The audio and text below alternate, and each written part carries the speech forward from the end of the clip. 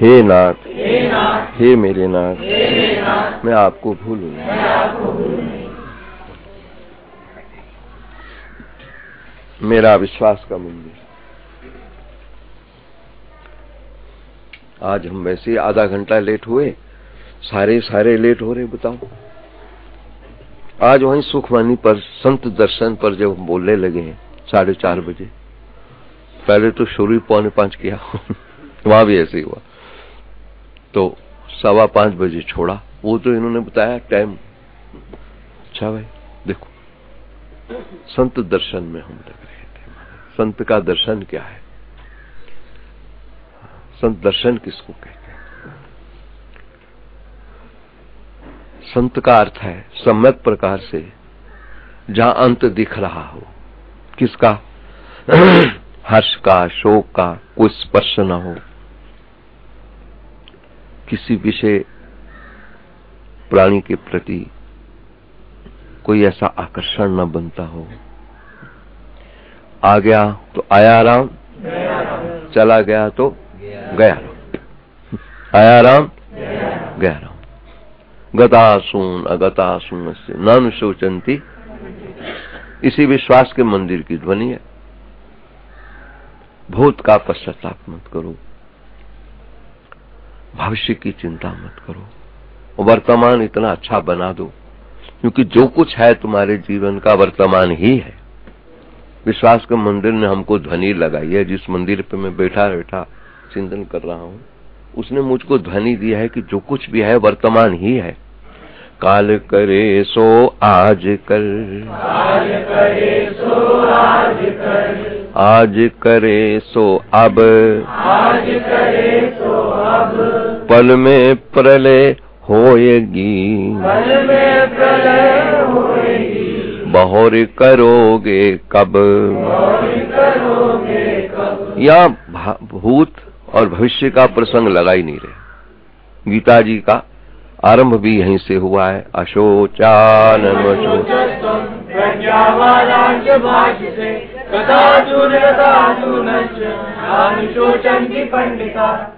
भूत के प्रसंग को लोगे तो भी भूत बन के चिपटा रहेगा। कभी हम बहुत सेठ थे, अब थे, चिपट रहा है, खा रहा है हमको, छोड़ो उसको। और भविष्य की महत आकांक्षाओं में लग जाओगे तो फिर भविष्य की महत आकांक्षाओं में लग जाओगे, मानो प्रेत चिपट गया। भविष्य क्या है? प्रेत।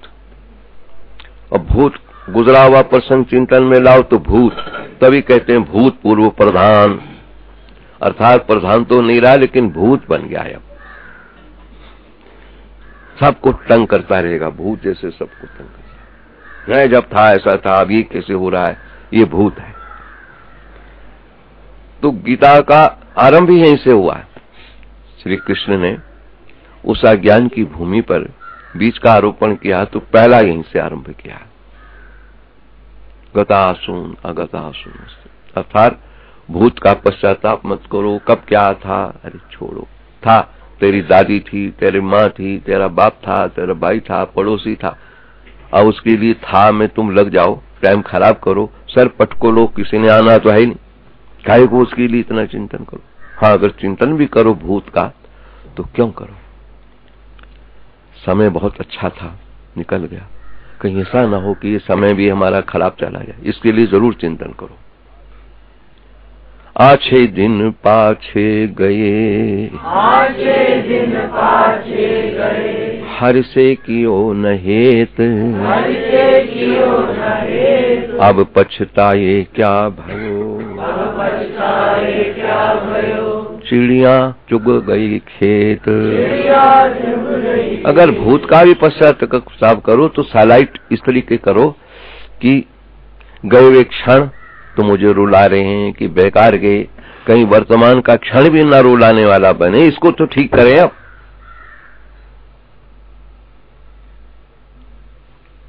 ओम भद्रम कर्णे विष्णुयाम देवा, भद्रम पश्चिमक्षभित्राः, श्रीरंगे सृष्ट्वागुं सस्तनु भीर्वेशम देवे हितम यदायु। अब जो बची हुई आयु है वो तो भगवान के काम आई जाए ना। अब हम कब क्या थे छोड़ो, गीता इसको कहती है। अरे छोड़ो, कब क्या थे तुम, कब तुम बाल अवस्था में थे, सिर पटक लो, बाल अवस्था तुम्हारी आनी नहीं। कभी जवानी में थे, सिर पटको, जवानी आनी नहीं। कल का दिन तो उन स्वप्नों की अनुक्रमणिका में अंकित हो चुका है। अब देखते हैं आज क्या होता है। लग रहा है कि आज का दिन भी कल के दिन का अनुगमन करेगा, जैसे वो चल गया चल जाएगा। तो फिर गुरुवाणी में इसका स्पष्टीकरण किया। नानक कहे एक बात,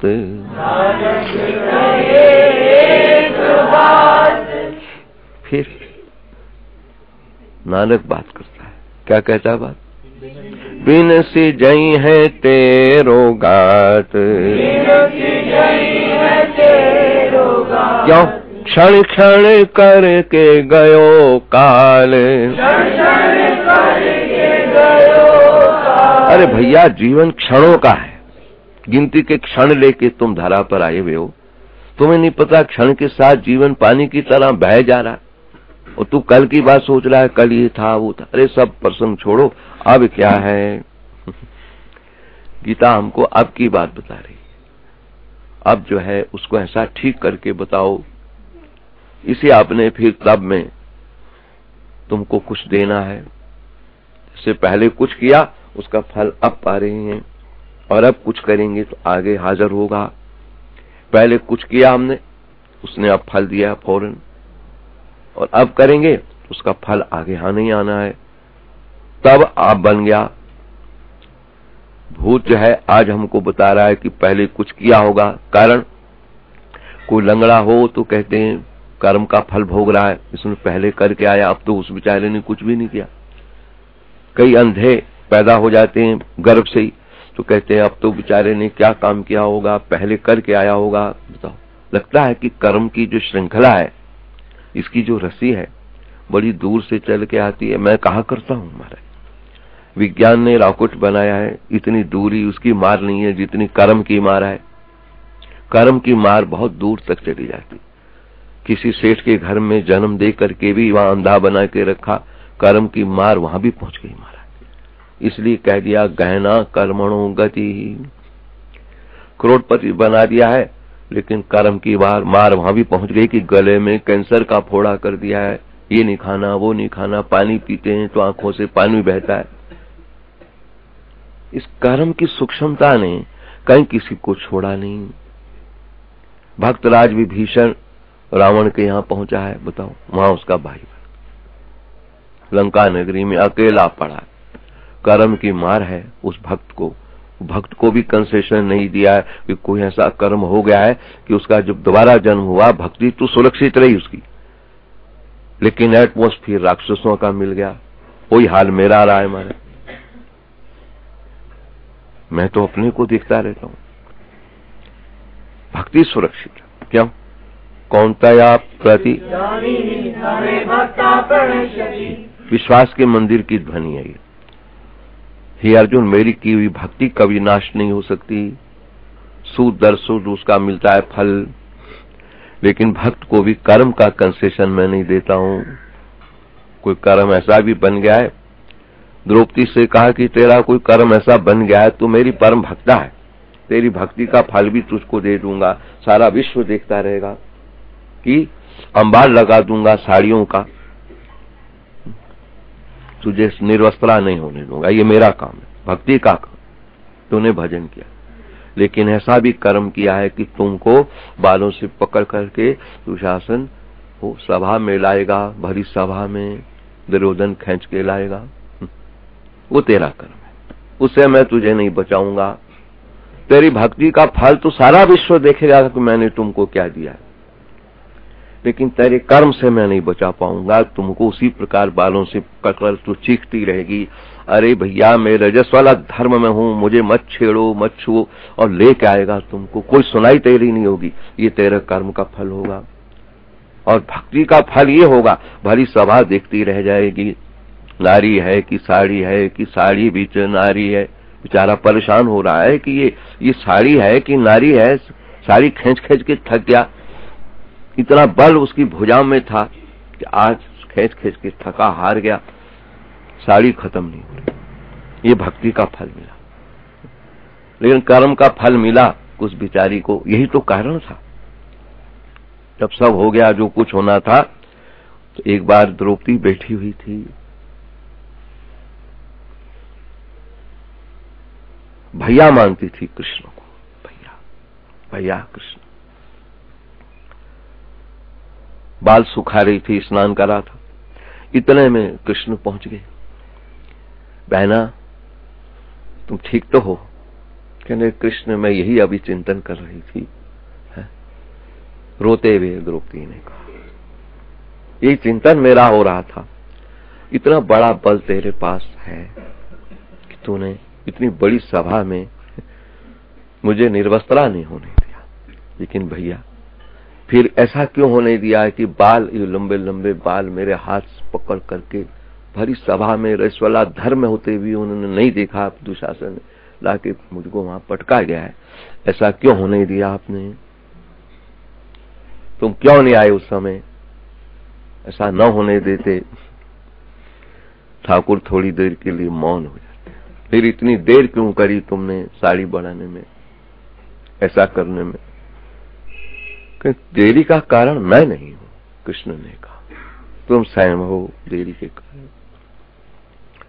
तुमने पहले तो अपने पांचों पतियों को देखा, ये मेरी रक्षा करेंगे, भीमसेन, नकुल, सहदेव, अर्जुन, युधिष्ठिर, लेकिन जब उनको तुमने हाथ प्रभ देखा,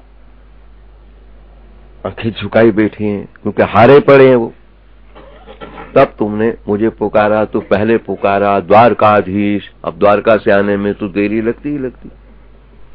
जिस समय तुमने कहा ना अंतर्यामी, बस वहीं मैं कांप उठा। जितनी निकटता तुमने मेरी मानी, जिस वक्त मानी, इसी को गुरुवाणी में कहते हैं, जो ठाकुर सद सदा हजूरे, ताको अंधा जानत दूरे। और जो ठाकुर निरंतर पास है और उसको दूर मान के रखता है, वो उतनी दूरी है जीव के लिए। यदि ब्रह्म की दूरी का कहीं प्रसंग मिला है तो इतना ही मिला है जितनी दूरी उसको हमने मान के रखी है, और नहीं तो सर्वतः पाणिपादम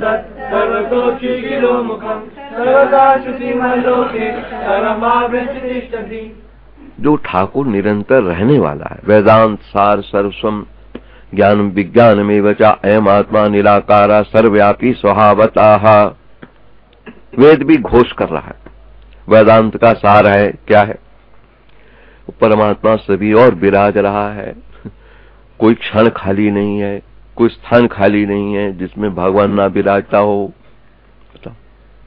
उसके बिना कोई यहाँ टिक नहीं रहा है। जैसे जल में बुदबुदा फैन तरंग बिना जल का आधार लेके कैसे टिक सकती है, इस तरह हम सब जितने टिके हुए हैं, जगत का चित्र खींचा गुरु नानक ने गुरुवाणी में, तो यही खींचा, जो जलते बुध बुझा, उपजे बिन से नीत, जग रचना तैसे रची, कौ नानक सुन मी। क्या चित्र चित्रण किया उस ब्रह्म का है, ये ब्रह्म का चित्र चित्रण है। जैसे जल में तरंग बुदबुदा फैन उपज उपज कर विलीन होते रहते हैं, जल के बिना उनका सहारा ही कुछ नहीं, जल से आए हैं जल में ही पड़े रहते हैं, जल में ही चले जाते हैं। ऐसे हम सब भी ऐसे ही हैं, उसी में हैं, उसी से थे, उसी में ही चले जाएंगे, विलीन होना भी उसी में ही है हमारा। लेकिन जीव की ये जो ससीमता संकीर्णता बन गई, जिसने अपने को कुछ मान के रखा हुआ है, अगर बुदबुदा या फैन तरंग अपने को कुछ मान के रखे तो क्या उसका अस्तित्व है? कहती रहे मैं ये, मान लिया थोड़ा थप्पड़ मारो बुदबुदे को तो महाराज पानी के अतिरिक्त कुछ मिलेगा ही नहीं। फैन को तरंग को भी हाथ में उठा के देखो, देखें तू कैसा है, तो पानी मिलेगा आपको, वो नहीं मिलेगी जो वहां मिल रही है। इस तरह परमात्मा के अतिरिक्त जहां कुछ भी नहीं होगा, शंका का स्थान जब परमात्मा नहीं रहता है, तो अब समझो साधना की पराकाष्ठा पे हम पहुंच चुके हैं।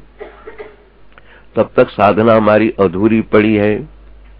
जब तक हमको विराट का दर्शन न हो जाए। विराट का दर्शन अभी सवेरे से हम लग रहे कि वो भी कितने भाग्यशाली हैं। महात्मा तो आए दर्शन देने, लेकिन जो अपने काम काज छोड़ करके देश प्रदेश से कई हमारे भक्त आए हुए हैं, विदा हो रहे हैं। तो हरीश को कह रहा हूं, सबको कुछ न कुछ किरण का गुट बाबा की दुकान का जरूर दो। वो भी अधिकारी हैं, महात्मा तो हैं अधिकारी, उनके पास कमी क्या है? इन गृहस्थियों को जो तुम दोगे, कमी इनको कुछ नहीं है। केवल ये यथा माम प्रपद्यन्ते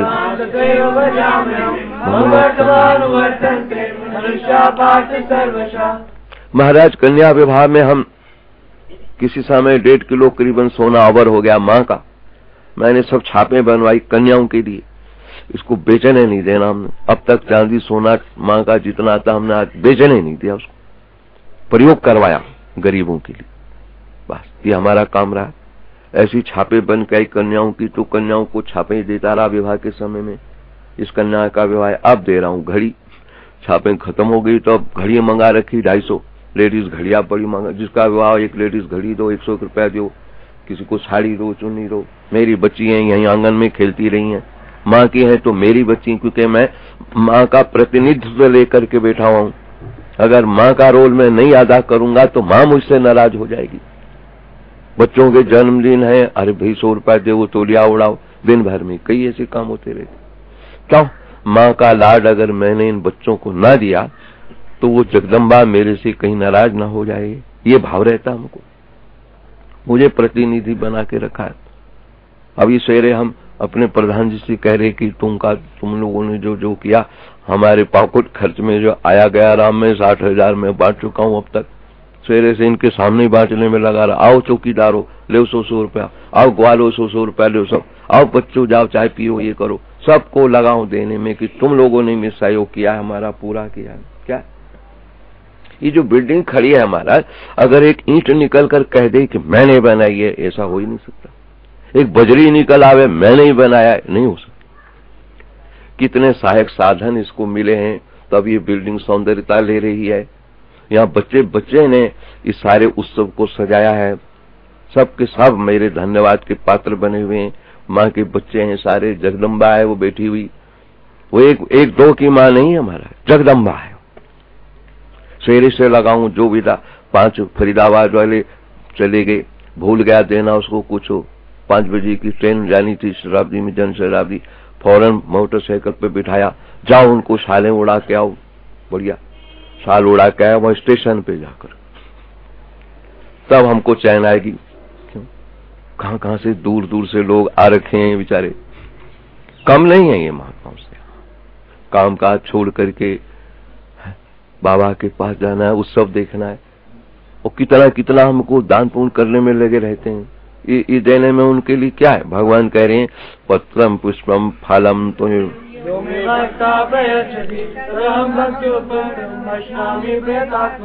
बताओ, पत्र पुष्प फल भगवान कह रहे हैं। कोई मुझे श्रद्धा से अर्पण कर दे, मैं उसको प्रीति सहित प्रकट होकर खाने लगता हूँ। भगवान ऐसे हैं महाराज हमारे। यद्यपि इन लोगों के पास क्या कमी है, जो हमको सब देते रहते, उनको क्या कमी है। लेकिन एक लड़की को माँ ने याद आ रही है हमको, छाप पहनाई थी, बम्बई विवाह हुआ उसका, छाप हमने एक पहनवाई कन्या विवाह में। तो वहां क्या हुआ, तो उन्होंने बताया, सेठ जी ने जिक्र किया, बाबा एक ऐसी समस्या खड़ी हो गई कि घर का सारा जेवर बेचना पड़ा। इस बहुरानी को कहा कि तू भी निकाल सारा जेवर, चलेगी सारा ले लो, लेकिन ये मेरे बाबा की छाप जो है ये मत लो, ये मेरे बाबा ने दी है, न तुम्हारा है न उनका है, ये भगवान का है, बाबा का है, ये मत ले जाओ। कांटे उतारे उसने, ये उतारी, सब दिया। ऐसी स्थिति आ गई घर पे। लेकिन लड़की रोने लगी, सारा ही ले जाओ, जो तुम्हारा है उनका, मेरे घर का है ले जाओ, लेकिन ये मेरे बाबा का है, इसको नहीं लेना। मेरी निशानी है, मैं कभी इनके गोद में खेली हूं, कभी इनके यहाँ कन्या कुमारी का जी भी है, कुमारी का पूजन में खाया है, बाबा ने विदाई में ये दिया है, तुम्हारा ले लो, मेरे घर का ले लो, सब बेचो, अपनी लाज बचाओ, लेकिन ये जो है ये बाबा की निशानी है। मुझे बाबा की याद करवाती रही थी। मैं उसके गोद में खेली, उसके प्रांगण में रही, कन्या पूजन जीवा है मैंने। कहता वो छाप रुक गई, साफ बिक गया, लेकिन उस छाप की करामात रही है। फिर हम वैसे ही हो गए हैं। 11,000 रुपया लाए भेंट करने के लिए, उसी कन्या के हाथ से भेंट करा रहे हमको। इस छाप ने फिर हमको बना दिया। हमें नहीं पता था इसकी इतनी बरकत थी। सब जाने पर इसने छाप रुकवा दी कि ये नहीं जाने देनी, बस ये मेरे बाबा की है, न तुम मालक हो न वो मेरे घर के मालक है, ये बाबा मालक है। अगर बाबा कह दे कि इसको बेचना है तो हम बेचते हैं। और हमारी हिम्मत क्या है कि हम इस छाप को देख के हम सब रोए घर वाले, बेटी ये नहीं लेंगे तुम्हारी छाप। इस छाप ने ना जाने फिर क्या मंत्र फेरा वहां पर कि हम 2 साल में फिर वहीं पहुंच गए हैं, जैसे पहले सेठ थे ऐसे हो गए। तो इसने कहा पिताजी चलो बाबा के पास। बाबा ने बचाया, फिर हमारा काम ठीक कराया। बताओ, फिर वो 11,000 भी लेके आई, कन्या के हाथ में दिया, बेटा ये भेंट कर। मैं सोचता हूँ कि ये चीज कुछ नहीं होती है, हमारे द्वारा किसी को दिया जाता है तो वस्तु नहीं है, वो एक आशीर्वाद के रूप में। ना जाने किस रक्षा का तुम लोगों को ढाल मिलती है, कवच मिलता है, ना जाने इसके द्वारा फिर तुमको कैसा रूप बने। कोई गृहस्थी ये पा करके ये ना सोचे कि मैं गरीब हूँ, बाबा ने गरीब समझ के दिया। नहीं, हम लोग कुछ समझ करके देते हैं, कैसी तुम्हारी रक्षा हो सकती है। इस प्रसादी को प्राप्त करके आने वाले समय में तुम कैसे अपने धैर्य को सुरक्षित कर सकते हो। ये विश्वास के मंदिर की ध्वनि है हमारा। नित्य योगता शरीरिणाम, बताओ, अंतवंत इमे देहा।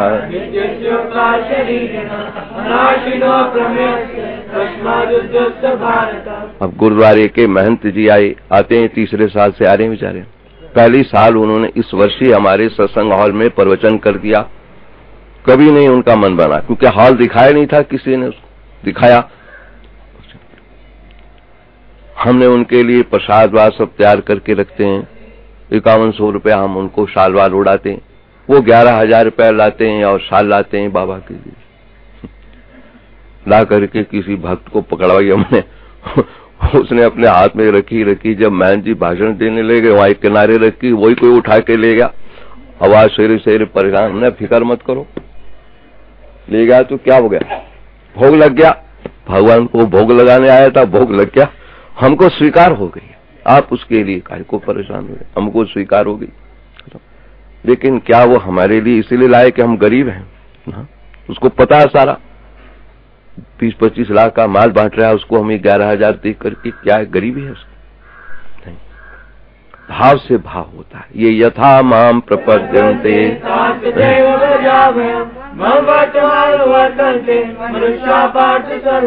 हे अर्जुन, जो जिस प्रकार मेरा स्मरण करता है, ऐसे भक्त लोग भी जिस भावना से जुड़ते हैं, वहां मेरे भीतर भी कुछ होने लगता है। इतनी भावनाओं का ही उपहार हमारे सामने आ रखे हैं। अमरनाथ जी गंगानगर से आते हैं, साल के साल तो आते महाराज। उस पे जागरण मंडली के, जो जागरण मंडली आती है हमारी राजस्थान गंगानगर, अब इनको लगन लगी है, बीच बीच में कभी आ जाते हैं। पहली बार इन्होंने ये उत्सव देखा है, ये इस प्रकार का उत्सव है। ये 2-3 साल से 101 शाले भेजते हैं, बढ़िया से बढ़िया लुधियाना की जेंट्स, क्योंकि स्वयं रेडीमेड का काम है, ऑर्डर देते हैं, वहां से आ जाती हैं। पहली बार इनको कहा गया एक बार आओ तो सही, देखो तो सही होता क्या है। पहली बार देख के कान पकड़ रहा है, बाबा हमें नहीं पता था इतना लीला होती है। अब लगता है कि छाप ऐसी पड़ी है, जीवन रहेगा तो तड़पेगा इस दिन के लिए, चलो जाके देखें। क्योंकि इतने महात्मा ऐसे दर्शन कैसे हो जाएंगे हमको। गुफा निवासी, नागे बागे सब ऐसे दर्शन आसान काम है हमारे। इस बहाने ये महंगे थोड़ी हैं, तुम लोगों का भी पैसा सफल है, इस बहाने महंगे है हमारे। तुम्हारे घरों के द्वारों पर कोई अयोध्या वाला पड़ा रहा, कोई काशी का महात्मा लेटा रहा, इस क्षेत्र के तो खास भाग्य उदय।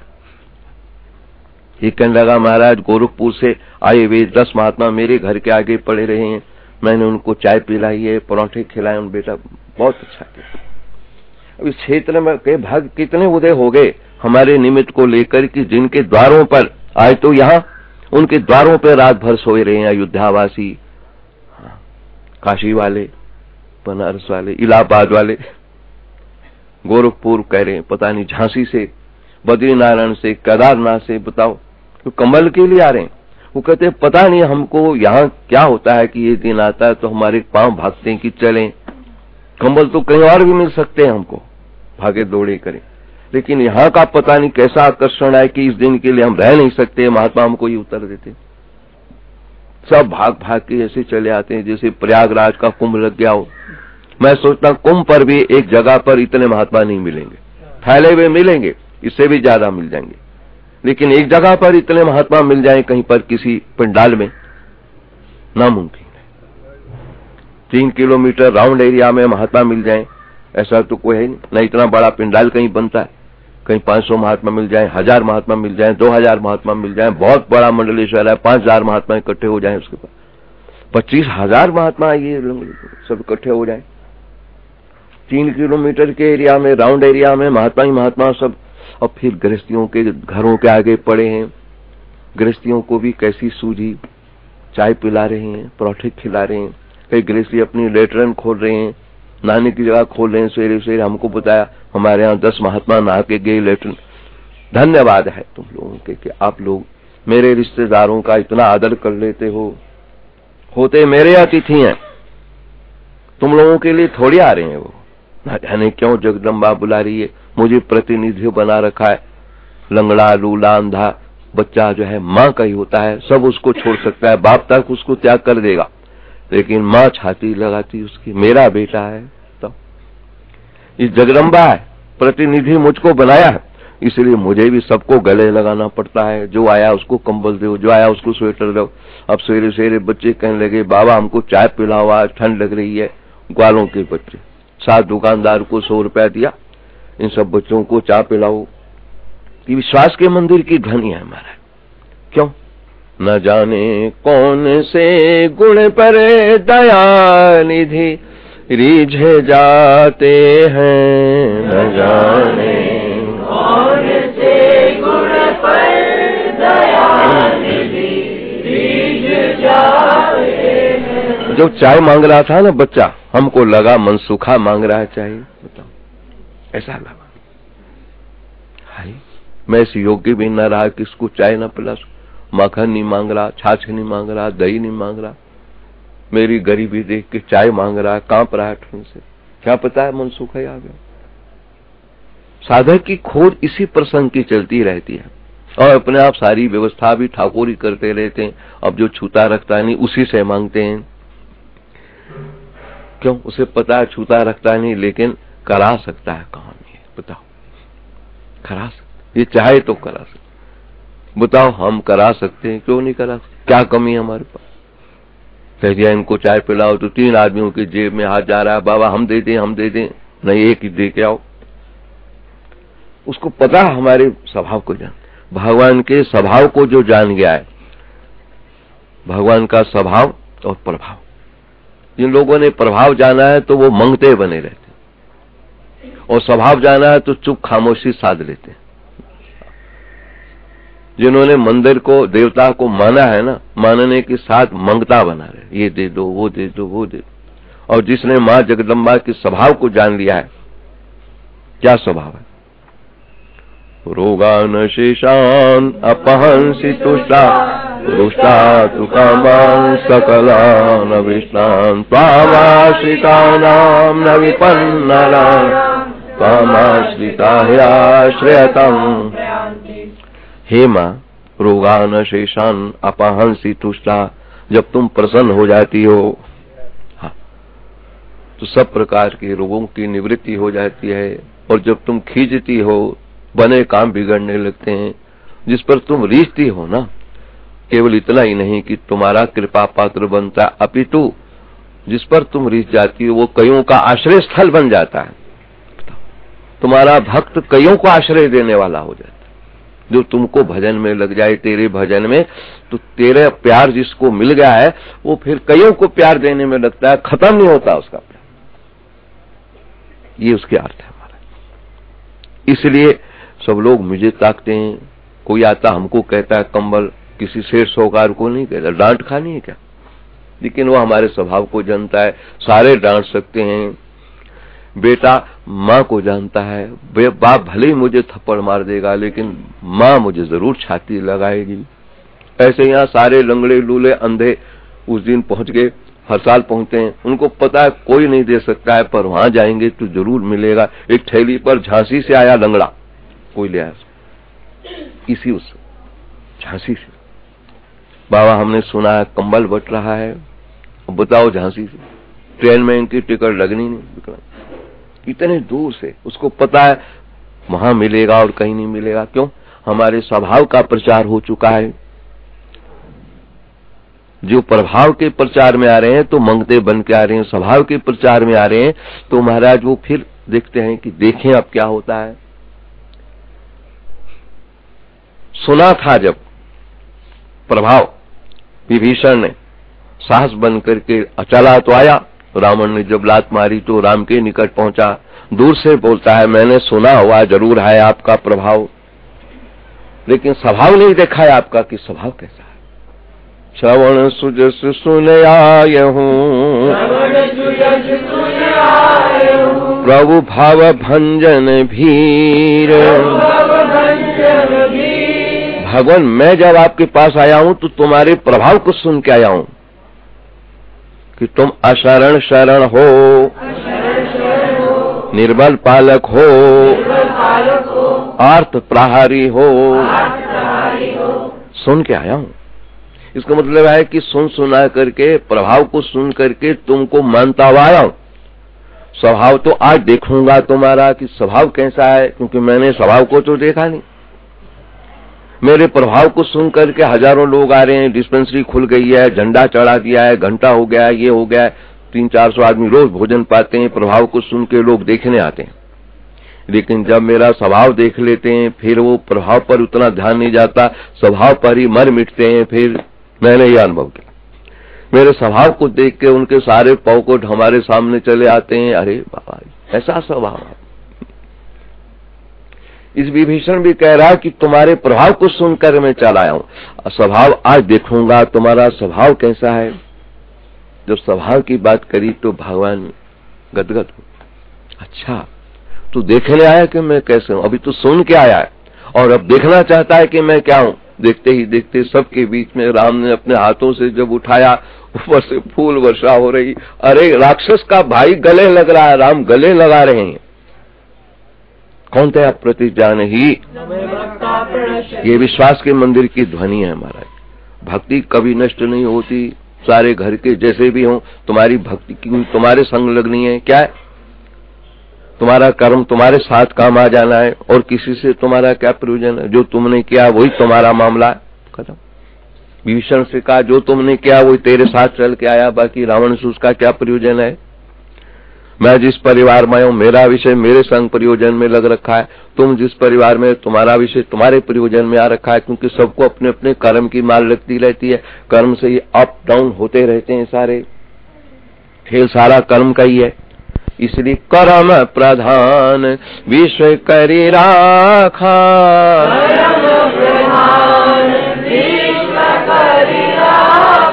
तो करी तर्क बड़ा वही शाखा। जो जस करई सो तसु फल चाखा।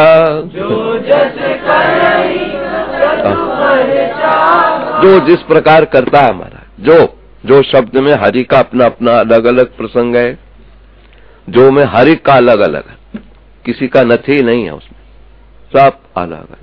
पेट से आते हैं तो अकेले, बीच में सब अकेले कर्म फल भोगते हैं। मेरी आंख खराब हुई तो ये थोड़ी कि सारे घर वालों की आंख खराब हो जाएगी, तब माने कि साहब मेरे साथ ना। कान मेरे खराब हो रहे तो सबके थोड़ी हो रहे हैं, इसका मतलब अकेला ही हूं, कर्म भोगने में अकेला हूं। मेरी टांग दुख रही है, सारे आराम से सो रखे हैं, मैं नहीं सो पा रहा हूं, तो फिर ये मेरी लीला मेरे साथ है। मेरे पेट में दर्द हो रहा है, किसी और के घर में हो ही नहीं रहा है, रोटी वही खाई रात को। मेरा कर्म मुझे दर्द करवा रहा है, उनको कुछ नहीं करवा रहा। हर एक के साथ अपना अपना कर्म लगा रहता। श्रीमद् भागवत महापुराण में एक दृष्टांत बढ़िया दे देते हैं। हजारों गौओं में बछड़ा छोड़ दो, अपनी माँ को ढूंढ लेता और किसी को कुछ नहीं कहता। बड़ी बड़ी गौशालाओं में मैं खुद भी देख के आया हूं, जहां हजार हजार गौएं रहती हैं। वहां ग्वाला जब चोने का वक्त आता है तो और कुछ नहीं करता, बाल्टी उठाता है, बछड़ा छोड़ देता। और बछड़ा जिस माँ पे जाके चिपटता वहीं चूने लगा, उसको नहीं ढूंढ पाता है कि इसकी माँ कौन सी है 1000 में से। इस तरह हरि का कर्म रूपी बछड़ा हम सबके भीतर हरि को अपना पकड़ के रखता है, कोई किसी से छूट नहीं पाता हमारा। जैसे वो बछड़ा अपनी माँ को ढूंढ लेता है हजारों गौओं में, ऐसे मेरा ही कर्म इन हजारों में मुझे ढूंढ के रखा है, उसने मुझे ही करना है जो कुछ करना है। बस हरि के अपने अपने प्रसंग है हमारा, इसलिए तुम पुण्य कर रहे हो तो तुम्हारा अपना विषय है, जो करेगा उसको मिलना ही मिलना है। तुम ये मत देखो वो ही नहीं कर रहा मैं क्यों करूं, नहीं, घर में सब सो रखे, तुम जग गए हो तो उठ के भागो, तुमको समझ में आइए कि ऐसे ही है मामला। रहना नहीं देश वीराना है,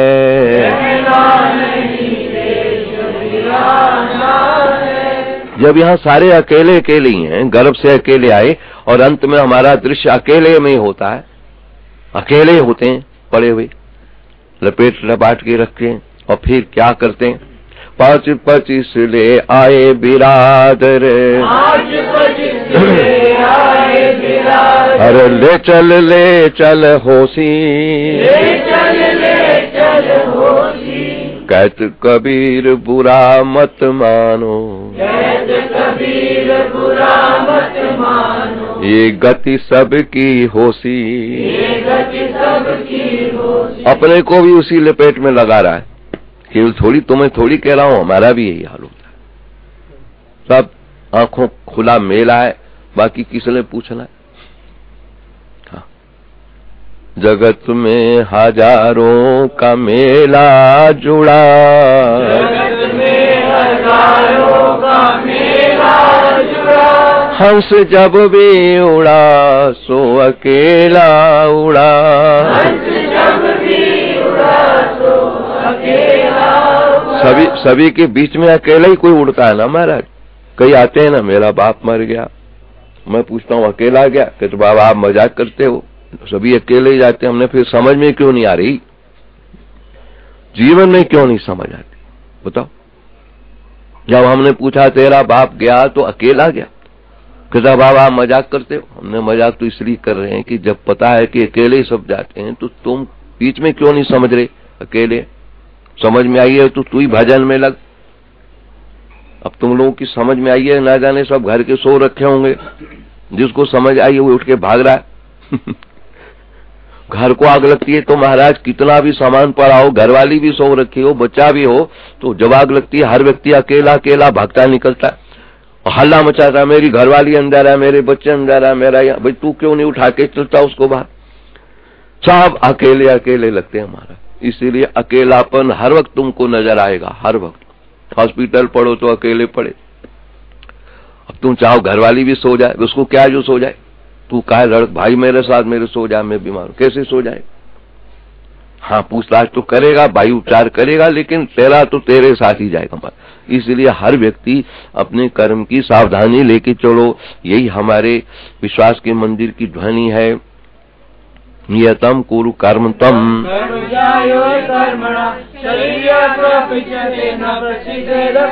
ओम गीता शास्त्रमिदं पुण्यं या पठेत्।